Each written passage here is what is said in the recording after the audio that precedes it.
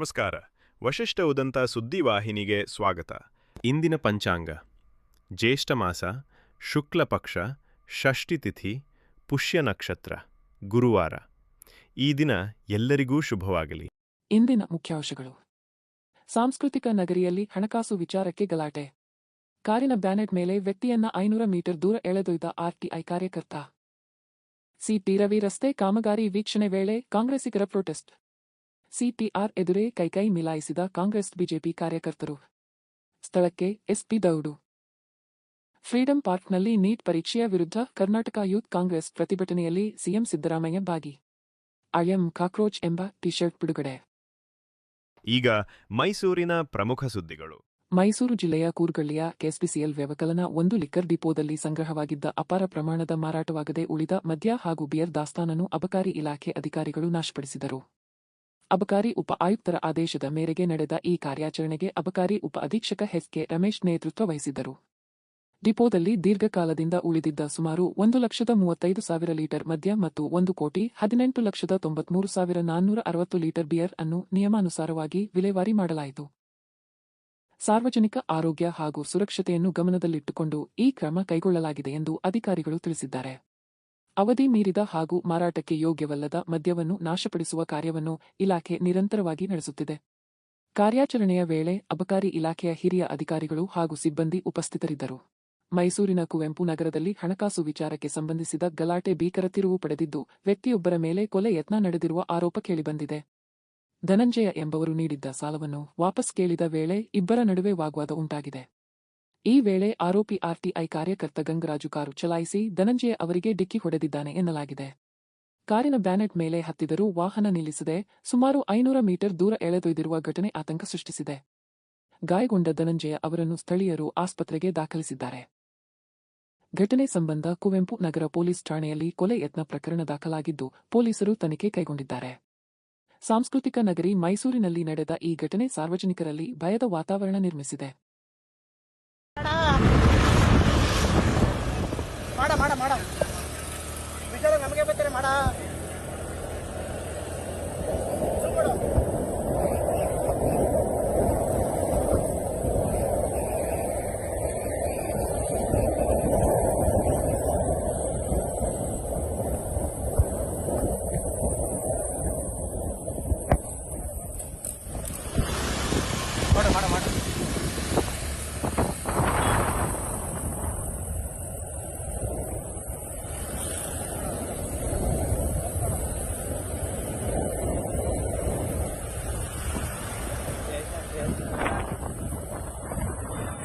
ಈಗ ಹಾಸನದ ಪ್ರಮುಖ ಸುದ್ದಿಗಳು. ಹಾಸನ ಜಿಲ್ಲೆಯ ಗಂಡಸಿ ವೃತ್ತದಲ್ಲಿ ಮಾಜಿ ಪ್ರಧಾನಿ ಎಚ್.ಡಿ. ದೇವೇಗೌಡರ ಕಂಚಿನ ಪ್ರತಿಮೆ ನಿರ್ಮಾಣ ಮಾಡಬೇಕೆಂದು ಜೆಡಿಎಸ್ ಮುಖಂಡ ಎನ್.ಆರ್. ಸಂತೋಷ್ ಒತ್ತಾಯಿಸಿದ್ದಾರೆ. ಈ ಕುರಿತು ಪತ್ರಿಕಾಗೋಷ್ಠಿಯಲ್ಲಿ ಮಾತನಾಡಿದ ಅವರು, ಶಾಸಕ ಕೆ.ಎಂ. ಶಿವಲಿಂಗೇಗೌಡರು ಸ್ವಯಂ ಪ್ರೇರಿತರಾಗಿ ಪ್ರತಿಮೆ ನಿರ್ಮಾಣಕ್ಕೆ ಮುಂದಾಗಬೇಕು ಎಂದು ಆಗ್ರಹಿಸಿದರು. ಒಂದು ವೇಳೆ ಅವರು ಮುಂದಾಗದಿದ್ದರೆ ಸಾರ್ವಜನಿಕರಿಂದ ದೇಣಿಗೆ ಸಂಗ್ರಹಿಸಿ ಪ್ರತಿಮೆ ನಿರ್ಮಾಣ ಮಾಡುವುದು ಖಚಿತ ಎಂದು ಹೇಳಿದರು. ಇದೇ ವೇಳೆ ಶಾಸಕ ಕೆಎಂ ಶಿ ವಿರುದ್ಧ ವಾಗ್ದಾಳಿ ನಡೆಸಿದ ಎನ್.ಆರ್. ಸಂತೋಷ್, ಪ್ರಧಾನಿ ನರೇಂದ್ರ ಮೋದಿಗೆ ಸಲಹೆ ನೀಡುವ ಬದಲು ಕ್ಷೇತ್ರದ ಜನರ ಸಮಸ್ಯೆಗಳನ್ನು ಬಗೆಹರಿಸುವತ್ತ ಗಮನಹರಿಸಲಿ ಎಂದು ಟಾಂಗ್ ನೀಡಿದರು. ಕ್ಷೇತ್ರದಲ್ಲಿ ಮೂಲಭೂತ ಸೌಕರ್ಯಗಳ ಕೊರತೆ ಇದ್ದು, ಜನರ ಸಮಸ್ಯೆಗಳಿಗೆ ಸ್ಪಂದನೆ ಸಿಗುತ್ತಿಲ್ಲ ಎಂದು ಆರೋಪಿಸಿದರು. ಈಗಾಗಲೇ ನಾನು ಹಿಂದೆ ಶಾಸಕ ಶಿವಲಿಂಗಣ್ಣಗೂ ಕೂಡ ಮನವಿ ಮಾಡಿದ್ದೆ, ದಯಮಾಡಿ ನೀವು ಇವತ್ತು 4ನೇ ಬಾರಿ ಶಾಸಕರಾಗಿದ್ದೀರಿ, ನೀವು ಬೆಂಗಳೂರಿನಲ್ಲಿ ದೊಡ್ಡ ಬಂಗ್ಲೆ ಕಟ್ತಾ ಇದ್ದೀರಿ, ಇವತ್ತು ನಿಮ್ಮ ಮಕ್ಕಳೆಲ್ಲ ಒಳ್ಳೊಳ್ಳೆ ಉದ್ಯೋಗದಲ್ಲಿದ್ದಾರೆ, ನೀವು ಚೆನ್ನಾಗಿ ಬದುಕ್ತಾ ಇದ್ದೀರಿ ಅಂತಂದ್ರೆ ನಾನು ಅವರ ಕಾಯಕದ ಬಗ್ಗೆ ಟೀಕೆ ಮಾಡೋದಕ್ಕೆ ಹೋಗೋದಿಲ್ಲ. ಎಲ್ಲರೂ ಕೂಡ ಒಂದೊಂದು ಕಾಯಕ ಮಾಡ್ಕೊಂಡು ಬರ್ತಾರೆ, ಅದವರವರ ಜೀವನೋಪಾಯ. ಒಬ್ಬ ಗಂಡಸಿ ಸಂತೆಯಲ್ಲಿ ನೀರು ಮಜ್ಜಿಗೆ ಮಾರಾಟ ಮಾಡಿ ಜೀವನ ನಡೆಸ್ತಿದ್ದಂತ ಒಬ್ಬ ವ್ಯಕ್ತಿಯನ್ನು ಇವತ್ತು ನಮ್ಮ ದೇವೇಗೌಡರು ಕರ್ಕೊಂಡು ಬಂದು ಶಾಸಕನನ್ನಾಗಿ ಮಾಡಿ ಅವ್ರಿಗೆ ಇವತ್ತು ಈ ಮಟ್ಟದ ಗೌರವಗಳು ಒಬ್ಬ ಜನಪ್ರತಿನಿಧಿ ಆಗಿದೆ ಅಂತ ಕಾರಣ ನಮ್ಮ ಮಾಜಿ ಪ್ರಧಾನಮಂತ್ರಿಗಳಾದ ಸನ್ಮಾನ್ಯ ದೇವೇಗೌಡರು ಅವರ ಆಶೀರ್ವಾದ. ಹಂಗಾಗಿ ನಾನೇ ನಿಮ್ಮ ಮನೆಗೆ ಬರ್ತೇನೆ, ನಾವೇ ಮನವಿ ಕೊಡೋದಕ್ಕೆ ತಯಾರಿದ್ದೇವೆ. ಆ ಗಂಡಸಿ ಹ್ಯಾಂಡ್ ಪೋಸ್ಟ್ ವೃತ್ತದಲ್ಲಿ ಸನ್ಮಾನ್ಯ ದೇವೇಗೌಡರ ಕಂಚಿನ ಪುತ್ಥಳಿ ನಿರ್ಮಾಣ ಆಗಬೇಕು ಅಂತೇಳಿ ಇದು ನನ್ನೊಬ್ಬನ ಆಗ್ರಹ ಅಲ್ಲ, ದಯಮಾಡಿ ಅವರು ತಪ್ಪು ತಿಳ್ಕೊಂಡ್ಬರ್ತಿದ್ರು, ನಾನು ಹೇಳ್ತಾ ಇಲ್ಲ. ನೀವು ಅರಸೀಕೆರೆಯ ಎಲ್ಲ ಜನತೆಯ ಆಗ್ರಹ ಇದೆ, ನಮ್ಮ ಬೇಡಿಕೆ ಇದಾಗಿದೆ. ಇದನ್ನೇನಾದ್ರೂ ತಾಲೂಕು ಆಡಳಿತ ಅಥವಾ ಜಿಲ್ಲಾಡಳಿತ ಗಮನ ಹರಿಸಿ ಇದಕ್ಕೆ ಸೂಕ್ತವಾಗಿ ಸ್ಪಂದಿಸದೇ ಇದ್ರೆ ನಾವು ಮನೆಗಳಿಗೆ ತೆರಳಿ ದೇಣಿಗೆ ಸಂಗ್ರಹ ಮಾಡುವ ಮುಖಾಂತರ ಸನ್ಮಾನ್ಯ ದೇವೇಗೌಡರ ಪುತ್ಥಳಿಯನ್ನ ನಾವು ಗಣಸಿ ಔಟ್ ಪೋಸ್ಟ್ ನಲ್ಲಿ ನಿರ್ಮಾಣ ಮಾಡೋದು ಸೂರ್ಯಚಂದ್ರಷ್ಟೇ ಸತ್ಯ ಅನ್ನೋ ಮಾತನ್ನ ಈ ಮೂಲಕ ನಾನು ಜನತೆಗೆ ತಿಳಿಸುವಂತ ಕೆಲಸವನ್ನ ಮಾಡ್ತಾ ಇದ್ದೆ. ನಮ್ಮಲ್ಲಿ ಮಳೆ ಸಂಬಂಧಪಟ್ಟಂತೆ ನಿಮ್ಗೆಲ್ಲರಿಗೂ ಮಾಹಿತಿ ಇದೆ. ಬರ ಮಲೆನಾಡು ಪ್ರದೇಶ ಅಂತ ಹಾಸನಕ್ಕೆ ಮಳೆ ಇಲ್ಲ. ಇನ್ನು ನಮ್ಮದು ಬಯಲುಸೀಮೆ ಅರಸೀಕೆರೆ. ಮಳೆ ನಮಗೆ ಮೊನ್ನೆ ನಮ್ಮ ದೇವೇಗೌಡರ ಹುಟ್ಟಿದಬ್ಬದ ದಿನ ಒಂಚೂರು ಮಳೆ ಬಂದಿದ್ ಬಿಟ್ರೆ ಅದ್ರ ಹಿಂದೆನೂ ಮಳೆ ಇಲ್ಲ, ಅದಾದ್ಮೇಲೂ 2 ಹನಿ ನಾವು ನೋಡಕ್ ಸಾಧ್ಯ ಆಗಿಲ್ಲ. ನಮ್ಮಲ್ಲಿ ಈ ಮಳೆ ಕೊರತೆ ಜೊತೆಗೆ ನಮ್ಮಲ್ಲಿ ತೆಂಗು, ಸ್ವಲ್ಪ ಮಟ್ಟಿಗೆ ಅಡಕೆ, ರಾಗಿ ಬೆಳೆ ನಮ್ಮಲ್ಲಿ ಜಾಸ್ತಿ. ಬಹಳ ದೊಡ್ಡ ಸಮಸ್ಯೆ ನಮಗೆ ಟಿಸಿಗಳದ್ದು ಕಾಡ್ತಾ ಇದೆ. ಟಿಸಿಗಳ ಸಮಸ್ಯೆ ಯಾವ ಮಟ್ಟಕ್ಕಿದೆ ಅಂತಂದ್ರೆ ಕನಿಷ್ಠ ಕಳೆದ ಒಂದು 25-30 ದಿನಗಳಿಂದ ಟಿಸಿಗಳು ಒಂದೂ ಕೂಡ ಅವೈಲೇಬಲ್ ಇಲ್ಲ. ರೈತ ಪ್ರತಿನಿತ್ಯ ಕೆಬಿ ಕಚೇರಿಗೆ ಅಲಿಯೋದು, ನಾಳೆ ಬಾ ಅನ್ನೋ ಕತೆ ಕೇಳ್ಕೊಂಡು ವಾಪಸ್ ಬರೋದು ಬಿಟ್ರೆ ಟಿಸಿ ಸಮಸ್ಯೆ ನಮ್ಮಲ್ಲಿ ಅತ್ಯಧಿಕವಾಗಿ ಕಾಡ್ತಾ ಇದೆ. ಡಬಲ್ ಅಸಹಾಯಕರಾಗಿದ್ದಾರೆ, ಎಕ್ಸಿಕ್ಯೂಟಿವ್ ಇಂಜಿನಿಯರ್ ಅಸಹಾಯಕತೆ ವ್ಯಕ್ತಪಡಿಸ್ತಾ ಇದ್ದಾರೆ. ಇದನ್ನ ಗಮನಿಸಬೇಕಾದಂತ ನಮ್ಮ 4ನೇ ಬಾರಿ ಶಾಸಕರು, 3ನೇ ಬಾರಿ ಗೃಹ ಮಂಡಳಿ ಅಧ್ಯಕ್ಷರಾಗಿರ್ತಕ್ಕಂಥ ಸನ್ಮಾನ್ಯ ಶಿವಲಿಂಗಣ್ಣ ಅವರು ಬೆಂಗಳೂರು ಕೂತ್ಕೊಂಡು ಪ್ರಧಾನಮಂತ್ರಿ ನರೇಂದ್ರ ಮೋದಿಜಿರವರಿಗೆ ಸಲಹೆ ಕೊಡ್ತಾರೆ.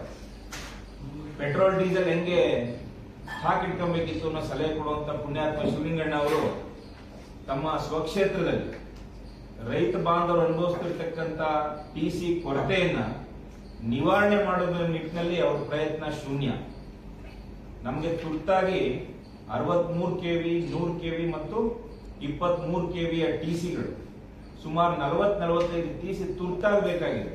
ಕಳೆದ 25-30 ದಿನಗಳಿಂದ ನಿರಂತರವಾಗಿ ರೈತ ಕೆವಿ ಕಚೇರಿಗಳಿಗೆ ಎಡ್ತಾ ಆಗ್ತಾ ಇದ್ರು ಕೂಡ ಒಂದು ಟಿಸಿ ನಮಗೆ ಸಿಗದೇ ಇರುವಂತದ್ದು ಇದು ಬಹಳ ನೋವಿನ ಸಂಗತಿ. ರೈತರ ಸಂಕಷ್ಟಕ್ಕೆ ಕೊನೆನೇ ಇಲ್ಲದಂತ ಒಂದು ಕೆಟ್ಟ ಪರಿಸ್ಥಿತಿ ನಾವು ಬಂದು ನಿಂತಿದ್ದೇವೆ. ಜೊತೆಗೆ ಲೋಡ್ ಶೆಡ್ಡಿಂಗ್. ಹಾಸನದ ಚನ್ನರಾಯಪಟ್ಟಣ ತಾಲೂಕಿನ ಬೆಳಗುಲಿ ಗ್ರಾಮದ ಬಳಿ ಸಂಭವಿಸಿದ ಭೀಕರ ರಸ್ತೆ ಅಪಘಾತದಲ್ಲಿ 2 ಯುವಕರು ಸ್ಥಳದಲ್ಲೇ ಸಾವನ್ನಪ್ಪಿದ್ದಾರೆ. ಗಂಡಸಿ ಹೋಬಳಿಯ ಕಾಳೇನಹಳ್ಳಿ ಗ್ರಾಮದ 22 ವರ್ಷದ ಪ್ರದೀಪ್ ಹಾಗೂ 21 ವರ್ಷದ ಅರುಣ್ ಮೃತ ದುರ್ದೈವಿಗಳು. ಶುಂಠಿ ಕೆಲಸ ಮುಗಿಸಿಕೊಂಡು ಬೈಕ್ನಲ್ಲಿ ಮನೆಗೆ ಮರಳುತ್ತಿದ್ದ ವೇಳೆ ಅಪರಿಚಿತ ವಾಹನ ಬೈಕ್ಗೆ ಡಿಕ್ಕಿ ಹೊಡೆದಿದೆ. ಡಿಕ್ಕಿ ರಭಸಕ್ಕೆ 2 ರಸ್ತೆಗೆ ಬಿದ್ದು ಗಂಭೀರವಾಗಿ ಗಾಯಗೊಂಡು ಸ್ಥಳದಲ್ಲೇ ಮೃತಪಟ್ಟಿದ್ದಾರೆ. ಅಪಘಾತದ ಬಳಿಕ ವಾಹನ ಚಾಲಕ ನಿಲ್ಲಿಸದೆ ಪರಾರಿಯಾಗಿದ್ದಾನೆ ಎಂದು ತಿಳಿದುಬಂದಿದೆ. ಘಟನೆ ಕುರಿತು ಮಾಹಿತಿ ಪಡೆದ ನುಗ್ಗೇಹಳ್ಳಿ ಪೊಲೀಸರು ಸ್ಥಳಕ್ಕೆ ಭೇಟಿ ನೀಡಿ ಪರಿಶೀಲನೆ ನಡೆಸಿದ್ದಾರೆ. ಮೃತದೇಹಗಳನ್ನು ಮರಣೋತ್ತರ ಪರೀಕ್ಷೆಗೆ ರವಾನಿಸಲಾಗಿದ್ದು, ಪ್ರಕರಣ ದಾಖಲಿಸಿಕೊಂಡು ಅಪರಿಚಿತ ವಾಹನ ಹಾಗೂ ಚಾಲಕನ ಪತ್ತೆಗೆ ಪೊಲೀಸರು ಮುಂದಾಗಿದ್ದಾರೆ. ಈಗ ಚಿಕ್ಕಮಗಳೂರಿನ ಪ್ರಮುಖ ಸುದ್ದಿಗಳು. ಚಿಕ್ಕಮಗಳೂರಿನ ರಾಂಪುರ ರಸ್ತೆ ಕಾಮಗಾರಿ ವೀಕ್ಷಣೆ ವೇಳೆ ಬಿಜೆಪಿ ಹಾಗೂ ಕಾಂಗ್ರೆಸ್ ಕಾರ್ಯಕರ್ತರ ನಡುವೆ ತೀವ್ರ ಗಲಾಟೆ ನಡೆದ ಘಟನೆ ಆತಂಕ ಸೃಷ್ಟಿಸಿದೆ. ಮಾಜಿ ಸಚಿವ ಸಿಟಿ ರವಿ ರಸ್ತೆ ಕಾಮಗಾರಿ ವೀಕ್ಷಣೆ ನಡೆಸುತ್ತಿದ್ದ ಸಂದರ್ಭದಲ್ಲಿ ಕಾಂಗ್ರೆಸ್ ಕಾರ್ಯಕರ್ತರು ಧಿಕ್ಕಾರ ಕೂಗಿ ಪ್ರತಿಭಟನೆ ನಡೆಸಿದ್ದಾರೆ. ಇದಕ್ಕೆ ಪ್ರತಿಯಾಗಿ ಸಿಟಿ ರವಿ ರಸ್ತೆ ಕಾಮಗಾರಿ ನಾನು ಮಾಡಿಸಿದ್ದು ಎಂದರು. ಬಿಜೆಪಿ ಕಾರ್ಯಕರ್ತರು ಸಿಟಿ ರವಿ ಅಣ್ಣಂಗೆ ಜೈ ಎಂದು ಘೋಷಣೆ ಕೂಗಿದರು. ಈ ವೇಳೆ ಉಭಯ ಪಕ್ಷಗಳ ಕಾರ್ಯಕರ್ತರ ನಡುವೆ ನೂಕಾಟ ತಳ್ಳಾಟ ನಡೆದು ಪರಿಸ್ಥಿತಿ ಉದ್ವಿಗ್ನಗೊಂಡಿತು. ಕೆಲವರು ಪರಸ್ಪರ ಹಲ್ಲೆಗೆ ಯತ್ನಿಸಿದ ಪರಿಣಾಮ ಸ್ಥಳದಲ್ಲಿ ಗೊಂದಲದ ವಾತಾವರಣ ನಿರ್ಮಾಣವಾಯಿತು. ಘಟನೆ ಕುರಿತು ಮಾಹಿತಿ ಪಡೆದ ಚಿಕ್ಕಮಗಳೂರು ಎಸ್ಪಿ ಸ್ಥಳಕ್ಕೆ ಭೇಟಿ ನೀಡಿ ಪರಿಸ್ಥಿತಿ ಪರಿಶೀಲಿಸಿದರು. ಬಳಿಕ ಪೊಲೀಸರು ಮಧ್ಯಪ್ರವೇಶಿಸಿ ಕಾರ್ಯಕರ್ತರನ್ನು ಚದುರಿಸಿ ಪರಿಸ್ಥಿತಿಯನ್ನು ನಿಯಂತ್ರಣಕ್ಕೆ ತಂದರು. 2 ಪಕ್ಷಗಳ ಕಾರ್ಯಕರ್ತರ ಜಿದ್ದಾಜಿದ್ದಿ ರಾಜಕೀಯ ವಲಯದಲ್ಲಿ ಚರ್ಚೆಗೆ ಗ್ರಾಸವಾಗಿದೆ.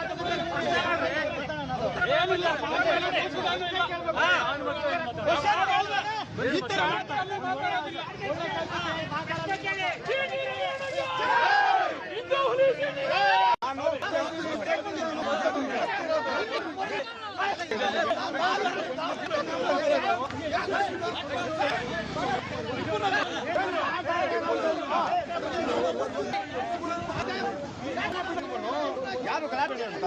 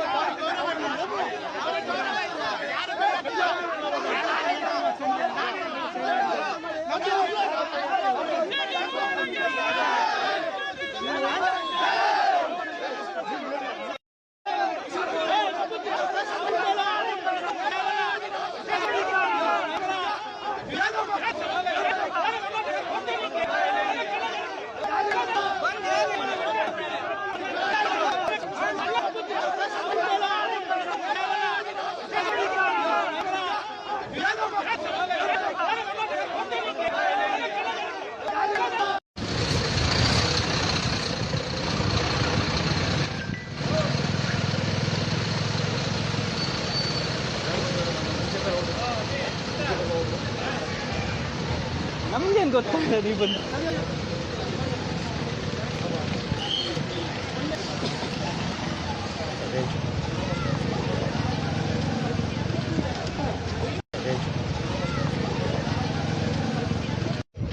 ಗುಂಡಾಖೋರರನ್ನ ತಕ್ಷಣವೇ ಜಿಲ್ಲಾ ಪೊಲೀಸ್ ಅಧಿಕಾರಿಗಳು ಅವ್ರು ಯಾರಿದಾರ ಅವ್ರನ್ನ ನಿರ್ದಾಕ್ಷಿಣ್ಯ ಕ್ರಮವನ್ನು ಕೈಗೊಳ್ಳಬೇಕು.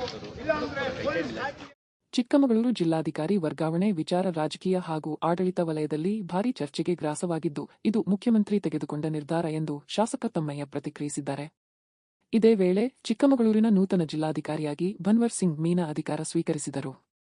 ಜಿಲ್ಲಾಧಿಕಾರಿ ಕಚೇರಿಯಲ್ಲಿ ನಡೆದ ಸರಳ ಕಾರ್ಯಕ್ರಮದಲ್ಲಿ ಹಿಂದಿನ ಜಿಲ್ಲಾಧಿಕಾರಿ ಎನ್ಎನ್ ನಾಗರಾಜ್ ಅವರು ಪುಷ್ಪಗುಚ್ಛ ನೀಡಿ ಭನ್ವರ್ ಸಿಂಗ್ ಮೀನಾ ಅವರನ್ನು ಬರಮಾಡಿಕೊಂಡರು. ಬಳಿಕ ಮಾತನಾಡಿದ ಭನ್ವರ್ ಸಿಂಗ್ ಮೀನಾ, ಜಿಲ್ಲೆಗೆ ಉತ್ತಮ ಆಡಳಿತ ನೀಡುವ ಗುರಿ ಹೊಂದಿದ್ದು, ಇದಾಡಳಿತಕ್ಕೆ ಹೆಚ್ಚಿನ ಆದ್ಯತೆ ನೀಡಲಾಗುವುದು ಎಂದರು. ಪ್ರವಾಸೋದ್ಯಮ ಅಭಿವೃದ್ಧಿಗೆ ಹೊಸ ಆಲೋಚನೆಗಳನ್ನು ಜಾರಿಗೆ ತರಲು ಯೋಜನೆ ರೂಪಿಸಲಾಗುವುದು ಎಂದು ತಿಳಿಸಿದರು. ಮೂಲತಃ ರಾಜಸ್ಥಾನದವರಾದ ಅವರು 2017ರ ಬ್ಯಾಚ್ನ ಐಎಎಸ್ ಅಧಿಕಾರಿಯಾಗಿದ್ದು, ಬೆಳಗಾವಿ, ಬಸವಕಲ್ಯಾಣ, ಕೊಡಗು, ಬಾಗಲಕೋಟೆ ಹಾಗೂ ಕಲಬುರಗಿಯಲ್ಲಿ ಸೇವೆ ಸಲ್ಲಿಸಿದ ಅನುಭವ ಹೊಂದಿದ್ದಾರೆ. ಸರ್, ಜಿಲ್ಲಾಧಿಕಾರಿಗಳು ಅದು ವರ್ಗಾವಣೆ ಅದು ರಾಜ್ಯ ಸರ್ಕಾರದ ಮುಖ್ಯಮಂತ್ರಿಗಳ ವಿವೇಚನೆಗೆ ಸಂಬಂಧಪಟ್ಟಿದ್ದು. ಅದನ್ನು ನಾನು ಇಲ್ಲಿ ಹೇಳಲಿಕ್ಕಾಗಲ್ಲ. ನನ್ನ ಕ್ಷೇತ್ರಕ್ಕೆ ಸಂಬಂಧಪಟ್ಟಿದ್ದಾದರೆ ಖಂಡಿತ ಹೇಳ್ಬೋದು. ಜಿಲ್ಲಾಧಿಕಾರಿಗಳದ್ದು ಆಡಳಿತಾತ್ಮಕವಾಗಿ ಮುಖ್ಯಮಂತ್ರಿಗಳು ತೆಗೆದುಕೊಂಡ ನಿರ್ಧಾರನ ನಾನಿಲ್ಲಿ ಹೇಳೋಕ್ಕಾಗಲ್ಲ. ಎಲ್ರಿಗೂ ನಮಸ್ಕಾರ. ನಾನು ಇವತ್ತು ಚಿಕ್ಕಮಗಳೂರು DC ಆಗಿ ಪ್ರಭಾರ ಸ್ವೀಕಾರ ಮಾಡಿದ್ದೇನೆ. ಭಾಳ ಸಂತೋಷದ ವಿಷಯ. ನನ್ನ ಹೆಸರು ಭವರ್ ಸಿಂಗ್ ಮೀನಾ ಅಂತ. ನಾನು ಮೊದಲೇ ಬಸವಕಲ್ಯಾಣ DC ಆಗಿ, ತದನಂತರ ಕೊಡಗು CO ಜಿಲ್ಲಾ ಪಂಚಾಯತ್ ಕೂಡ 2 ವರ್ಷ 2 ತಿಂಗಳು ಕೆಲಸ ಮಾಡಿದ್ದೀನಿ. ಈಗ ಗುಲ್ಬರ್ಗಾನಲ್ಲಿ ಕಲಬುರಗಿ ಜಿಲ್ಲೆಯಲ್ಲಿ ಸುಮಾರು 2 ವರ್ಷ 11 ತಿಂಗಳು ಕೆಲಸ ಮಾಡಿ ಇವತ್ತು ಪ್ರಭಾರ ಸ್ವೀಕಾರ ಮಾಡಿದ್ದೀವಿ. ಚಿಕ್ಕಮಗಳೂರು ಜಿಲ್ಲೆ ಬಗ್ಗೆ ಒಂದು ಹೇಳಬೇಕಾದ್ರೆ, ನಮ್ಮ ಒಂದು ಪ್ರಯಾರಿಟಿ ಒಂದು ಉತ್ತಮ ಆಡಳಿತ ಕೊಡುವುದು, ಈ ಆಫೀಸ್ ಸ್ವಲ್ಪ ಜಾಸ್ತಿ ಮಾಡುವುದು ಮತ್ತು ಪ್ರವಾಸೋದ್ಯಮ ಬಗ್ಗೆ ನಮ್ದು ಏನೇನು ಒಂದು ಹೊಸ ಇನೋವೇಟಿವ್ ಪ್ರಾಕ್ಟೀಸ್ ಇರ್ಬೋದು ಅಥವಾ ಬೇರೆ ಏನು ಸಮಸ್ಯೆ ಇದಾವೆ ಅದನ್ನು ಸಾಲ್ವ್ ಮಾಡೋದು ಇರ್ಬೋದು. ಮತ್ತು ಜೊತೆಗೆ ನಾವು CEO ಆಗಲಿ, DF ಅವರಾಗಲಿ, SP ಅವರಾಗಲಿ, ನಾವೆಲ್ಲ ಒಟ್ಟಾರೆಯಾಗಿ ಒಂದು ಒಳ್ಳೆ ಟೀಮ್ ರಚನೆ ಮಾಡಿ ಒಂದು ಒಳ್ಳೆ ಕೆಲಸ ಮಾಡ್ತೀವಿ ಅಂತ ನಮ್ಮ ಒಂದು ಗುರಿ ಇದೆ. ನಾನು ರಾಜಸ್ಥಾನದವನು. 2017 ಬ್ಯಾಚ್ ಬೆಳಗಾವಿ ಪ್ರೊಫೆಸರ್ ಆಗಿ ಕೆಲಸ ಮಾಡಿದ್ದೀನಿ. ಬಸವ ಕಲ್ಯಾಣ್, ಕೊಡಗು, KPSCನಲ್ಲಿ ಕೂಡ ಕಂಟ್ರೋಲ್ ಆಫ್ ಎಕ್ಸಾಮಿನೇಷನ್ ಅಂತ ಕೆಲಸ ಮಾಡಿದ್ದೀವಿ. ಆಮೇಲೆ ಬಾಗಲಕೋಟೆಯಲ್ಲಿ ಕೂಡ ಒಂದು 3.5 ತಿಂಗಳು GM UKP ಆಗಿ ಕೆಲಸ ಕೂಡ ಮಾಡಿದ್ದೀನಿ. ಈಗ ನಮ್ಮ ಅಧಿಕಾರಿಗಳು ಕೂಡ IDC ಅವರು ಇರ್ಬೋದು, AC ಅವರು ಇರ್ಬೋದು, ಎಲ್ಲ ಟ್ರೈನಿಂಗ್ಗೋಸ್ಕರ ಮೀಸಲು ಹೋಗಿದ್ದಾರೆ. ಅವರು ನಾಳೆ ಬರ್ತಾರೆ. ಅವ್ರ ಜೊತೆ ಒಂದು ಮೀಟಿಂಗ್ ಮಾಡಿ ಜಿಲ್ಲೆದು ಏನು ಸಮಸ್ಯೆ ಇದ್ದಾವೆ, ಇವಾಗ ಏನೇನು ಪ್ರಯಾರಿಟಿ ಇದ್ದಾವೆ ಅದರ ಬಗ್ಗೆ ಒಂದು ಮಾತಾಡಿಬಿಟ್ಟು ನಾವು ಕ್ರಮ ತಗೊಳ್ತೀವಿ. ಈಗ ರಾಜ್ಯ ಮತ್ತು ರಾಷ್ಟ್ರೀಯ ಸುದ್ದಿಗಳು. ಬೆಂಗಳೂರು ನಗರದ ಫ್ರೀಡಂ ಪಾರ್ಕ್ನಲ್ಲಿ ನೀಟ್ ಪರೀಕ್ಷೆಯ ಅಕ್ರಮಗಳನ್ನು ಖಂಡಿಸಿ ಕರ್ನಾಟಕ ಯೂತ್ ಕಾಂಗ್ರೆಸ್ ಆಯೋಜಿಸಿದ್ದ ಪ್ರತಿಭಟನೆಯಲ್ಲಿ ಮುಖ್ಯಮಂತ್ರಿ ಸಿದ್ದರಾಮಯ್ಯ ಭಾಗವಹಿಸಿದರು. ಬಳಿಕ ಸಭೆಯನ್ನುದ್ದೇಶಿಸಿ ಮಾತನಾಡಿದ ಅವರು, ನೀಟ್ ಪರೀಕ್ಷೆಯಲ್ಲಿ ನಡೆದಿರುವ ಅಕ್ರಮಗಳಿಗೆ ಕೇಂದ್ರ ಸರ್ಕಾರವೇ ಹೊಣೆ ಎಂದು ಆರೋಪಿಸಿದರು. ಇದೇ ವೇಳೆ ಕಾಂಗ್ರೆಸ್ ನಾಯಕರು ಐಎಂ ಕಾಕ್ರೋಚ್ ಎಂಬ ಟಿ ಶರ್ಟ್ ಬಿಡುಗಡೆ ಮಾಡಿದ್ದು, ಸಿದ್ದರಾಮಯ್ಯ ಕೂಡ ಟಿ ಶರ್ಟ್ ಅನಾವರಣಗೊಳಿಸಿದರು. ಕೇಂದ್ರ ಶಿಕ್ಷಣ ಸಚಿವ ಧರ್ಮೇಂದ್ರ ಪ್ರಧಾನ್ ರಾಜೀನಾಮೆ ನೀಡಬೇಕು ಎಂದು ಆಗ್ರಹಿಸಿದ ಸಿಎಂ, ಬಿಜೆಪಿ ಸರ್ಕಾರದ ವಿರುದ್ಧ ತೀವ್ರ ವಾಗ್ದಾಳಿ ನಡೆಸಿದರು. ಮುಂದಿನ ದಿನಗಳಲ್ಲಿ ನೀಟ್ ಪರೀಕ್ಷೆಯನ್ನು ಕೇಂದ್ರದ ಬದಲು ರಾಜ್ಯ ಸರ್ಕಾರಗಳೇ ನಡೆಸುವಂತೆ ಅವಕಾಶ ನೀಡಬೇಕು ಎಂದು ಒತ್ತಾಯಿಸಿದರು. ಒಕ್ಕೂಟ ವ್ಯವಸ್ಥೆಗೆ ಗೌರವ ನೀಡಿ ಶಿಕ್ಷಣ ವ್ಯವಸ್ಥೆಯಲ್ಲಿ ರಾಜ್ಯಗಳಿಗೆ ಹೆಚ್ಚಿನ ಅಧಿಕಾರ ನೀಡಬೇಕು ಎಂದು ಸಿದ್ದರಾಮಯ್ಯ ಹೇಳಿದರು.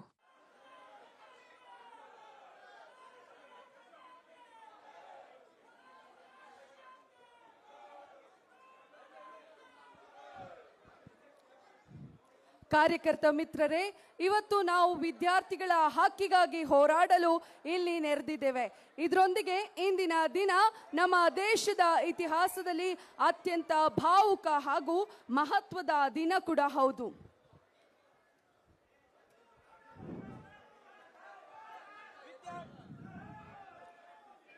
ಸರ್ಕಾರಕ್ಕೆ ಧಿಕ್ಕಾರ, ಕೇಂದ್ರ ಸರ್ಕಾರಕ್ಕೆ ಧಿಕ್ಕಾರ.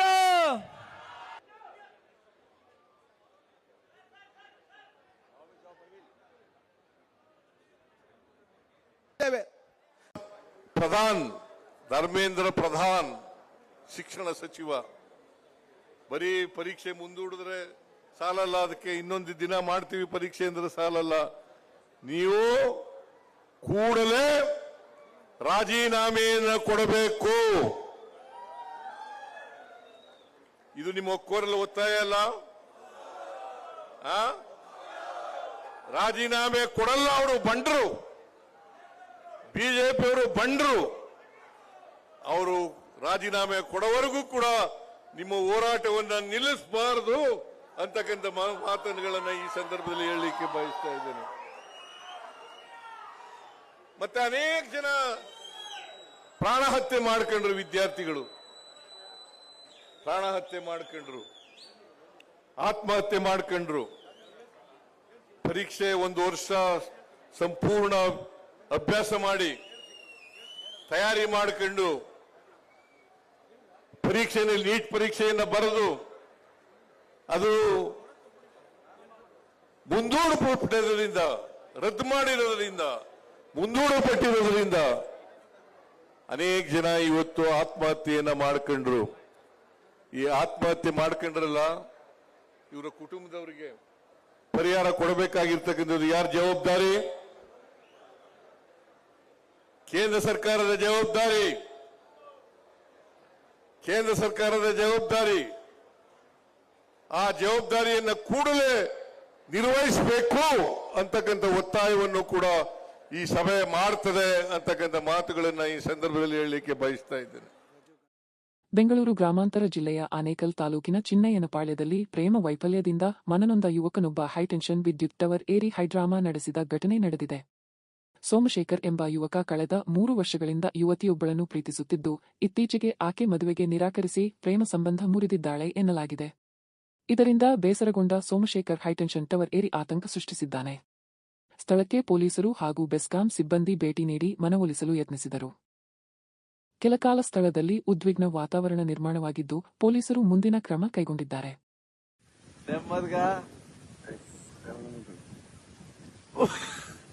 ಕುತ್ಕೊಂಡಿದ್ದಾನಪ್ಪ ಅಲ್ಲಿ, ಅವ್ನು ಡಿಮ್ಯಾಂಡ್ ಕೇಳ್ರಿ, ಗೌರ್ಮೆಂಟ್ ಕೇಳ್ಬೇಕು. ಕಾಲ್ ಮಾಡ್ತೀನಿ ಇದು ರಾತ್ರಿ ಹಂಗಪ್ಪ ಊರಲ್ಲಿ ಏನಪ್ಪ ಬೀಳೋನಾಗಿದೆ. ಇಷ್ಟೊತ್ತು ಬಿಡ್ಬೇಕಾಗಿತ್ತು, ಅದು ನೋಡಿದ್ರೆ ಅವನು ಏನೋ ಇದೆ ಸಮಸ್ಯೆ. ಅದೇ ಅವನೇಮೋ ಇದೇ ಆಗೈತೆ, ಅವ್ನ ಡಿಮ್ಯಾಂಡ್ ಇವಾಗ ತೀರ್ಸ್ಬೇಕಲ್ರಿ. ನೆಮ್ಮದ್ಗ ಕುತ್ಕೊಂಡಿದ್ದಾನಪ್ಪ ಅಲ್ಲಿ, ಅವ್ನು ಡಿಮ್ಯಾಂಡ್ ಕೇಳ್ರಿ, ಗೌರ್ಮೆಂಟ್ ಕೇಳ್ಬೇಕು. ಕಾಲ್ ಮಾಡ್ತೀನಿ ನಮ್ ಕಡೆ ನೋಡ್ತಾವ್ರೆ. ಇದು ರಾತ್ರಿ ಹಂಗಪ್ಪ ಊರಲ್ಲಿ ಏನಪ್ಪ ಬೀಳೋನಾಗಿದೆ. ಇಷ್ಟೊತ್ತು ಬಿಡ್ಬೇಕಾಗಿತ್ತು, ಅದು ನೋಡಿದ್ರೆ ಅವನು ಏನೋ ಇದೆ ಸಮಸ್ಯೆ. ಅದೇ ಅವನೇಮೋ ಇದೇ ಆಗೈತೆ, ಅವ್ನ ಡಿಮ್ಯಾಂಡ್ ಇವಾಗ ತೀರ್ಸ್ಬೇಕಲ್ರಿ. ಮತ್ತೊಮ್ಮೆ ಮುಖ್ಯಾಂಶಗಳು. ಸಾಂಸ್ಕೃತಿಕ ನಗರಿಯಲ್ಲಿ ಹಣಕಾಸು ವಿಚಾರಕ್ಕೆ ಗಲಾಟೆ. ಕಾರಿನ ಬ್ಯಾನೆಟ್ ಮೇಲೆ ವ್ಯಕ್ತಿಯನ್ನ 500 ಮೀಟರ್ ದೂರ ಎಳೆದೊಯ್ದ ಆರ್ಟಿಐ ಕಾರ್ಯಕರ್ತ. ಸಿಟಿ ರವಿ ರಸ್ತೆ ಕಾಮಗಾರಿ ವೀಕ್ಷಣೆ ವೇಳೆ ಕಾಂಗ್ರೆಸ್ಸಿಗರ ಪ್ರೊಟೆಸ್ಟ್. ಸಿಟಿಆರ್ ಎದುರೇ ಕೈಕೈ ಮಿಲಾಯಿಸಿದ ಕಾಂಗ್ರೆಸ್ ಬಿಜೆಪಿ ಕಾರ್ಯಕರ್ತರು. ಸ್ಥಳಕ್ಕೆ ಎಸ್ಪಿ ದೌಡು. ಫ್ರೀಡಂ ಪಾರ್ಕ್ನಲ್ಲಿ ನೀಟ್ ಪರೀಕ್ಷೆಯ ವಿರುದ್ಧ ಕರ್ನಾಟಕ ಯೂತ್ ಕಾಂಗ್ರೆಸ್ ಪ್ರತಿಭಟನೆಯಲ್ಲಿ ಸಿಎಂ ಸಿದ್ದರಾಮಯ್ಯ ಭಾಗಿ. ಐಎಂ ಕಾಕ್ರೋಚ್ ಎಂಬ ಟಿ ಶರ್ಟ್ ಬಿಡುಗಡೆ. ಇಲ್ಲಿಗೆ ಇಂದಿನ ವಾರ್ತಾ ಪ್ರಸಾರ ಮುಕ್ತಾಯವಾಯಿತು. ಧನ್ಯವಾದಗಳು. ಈ ದಿನ ಎಲ್ಲರಿಗೂ ಶುಭವಾಗಲಿ.